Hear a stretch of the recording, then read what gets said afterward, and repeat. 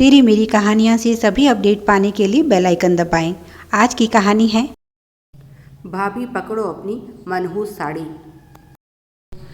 कमरे में वैदेही की सूटकेस खुलाई की रस्म चल रही थी और उसकी ननद प्रिया, जो यह रस्म निभा रही थी, बहुत उत्साहित थी। कमरे में 8-10 रिश्तेदार महिलाएं मौजूद थी। अंत में प्रिया ने 7 साड़ियां पसंद की तो वैदेही की चाची सास बोली, बहू तुम तो बड़े सस्ते में छूट गई। हमारे टाइम में तो 15-20 से नीचे काम ही नहीं चलता था। और वहाँ बैठी सभी महिलाएं अपने अपने अनुभव बताने लगी। वैदेही की नज़र उन 7 साड़ियों में रखी पीली साड़ी पर थी।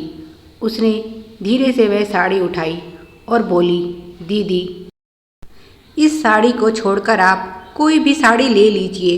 तभी बुआ सास बोली, क्यों बहू, इस साड़ी में ऐसा भी क्या खास है, देखिए तो सही। उन्होंने वैदेही से साड़ी लेकर उलट पुलट कर डाली और बोली, बड़ी मामूली सी साड़ी है, रहने दे प्रिया, इससे अच्छी तो और भी कई साड़ियाँ हैं, तू उनमें से कोई पसंद कर ले।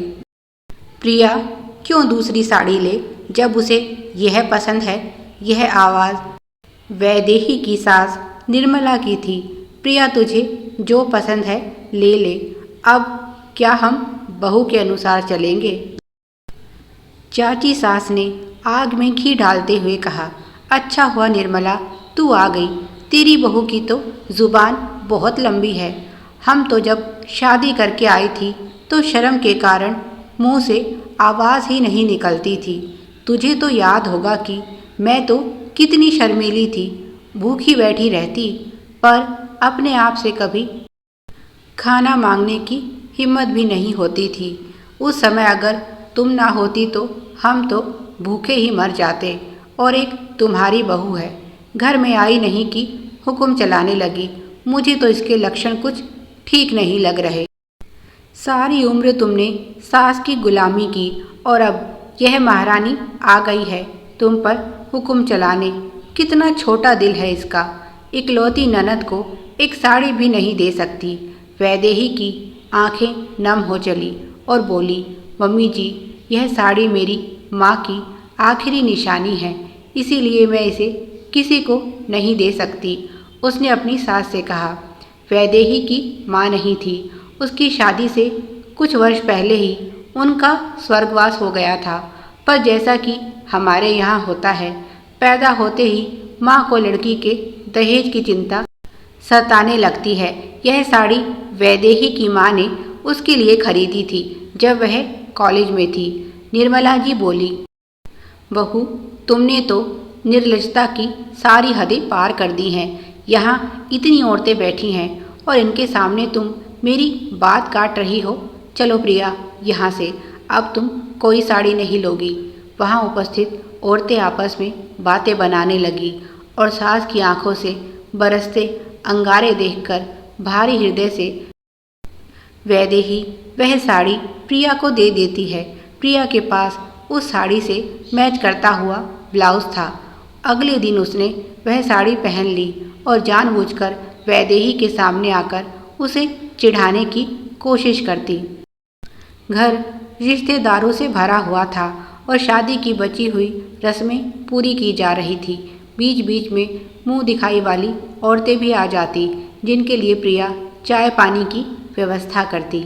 ऐसे ही 2 महिलाएं मुंह दिखाई के लिए आई हुई थी और प्रिया रसोई में उसी साड़ी में चाय बना रही थी। आज वह बहुत खुश थी अपनी विजय और भाभी की हार पर। साड़ी का पल्लू बार बार लहराकर वह अपनी खुशी व्यक्त कर रही थी और कल कमरे में जो महिलाएं उपस्थित थी वह भी आते जाते उसकी तारीफ के पुल बांध रही थी। और इसी क्रम में लापरवाही के कारण साड़ी का पल्लू गैस के निकट पहुंच जाता है और आग पकड़ लेता है। निर्मला जी यह दृश्य देख लेती हैं और आग पकड़ने से पहले ही उसे बुझा देती हैं। साड़ी का एक कोना फिर भी जल जाता है। प्रिया गुस्से में साड़ी उतारकर वैदेही के पास जाकर साड़ी उसकी तरफ फेंक देती है और कहती है, भाभी यह लीजिए अपनी मनहूस माँ की मनहूस साड़ी। जैसे दिल से आपने यह साड़ी दी थी वैसे ही इसने परिणाम दिखा दिए। वह तो माँ ने देख लिया और समय पर आग बुझ गई और मैं बच गई, नहीं तो पता नहीं आज क्या गुल खिलाती तुम्हारी यह साड़ी। वैदेही को सभी ने खरी खरी सुनाई। बहुत देर तक वह अपने कमरे में आकर रोती रही, साड़ी को सीने से लगाकर।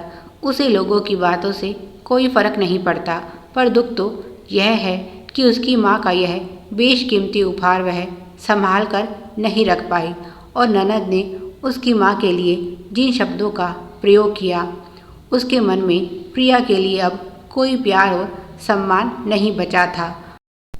वर्षों बाद आज वैदेही की बहू की संदूक खुलाई की रस्म होनी है और उसकी बेटी तानिया भी बहुत खुश है।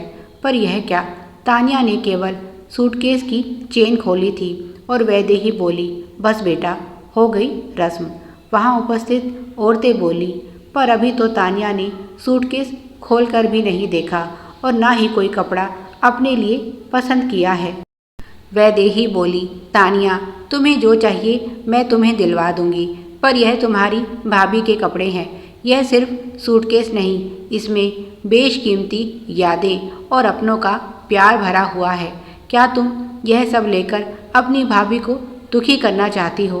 तानिया मुस्कुराते हुए भाभी के गले से झूल गई और बोली, नहीं माँ, मैं तो भाभी को बहुत सी खुशियाँ और प्यार देना चाहती हूँ। सास और ननद का प्यार देखकर दुल्हन पूर्वी की आंखें नम हो गई और वह बोली, माँ आपको कोई आपत्ति ना हो तो मैं अपना यह प्यार तानिया के साथ बांटना चाहती हूँ। और उसने अपनी खुशी से तानिया को नेक के साथ साथ सुंदर साड़ियाँ भी दी और वहाँ उपस्थित सभी महिलाओं की बोलती बंद हो गई।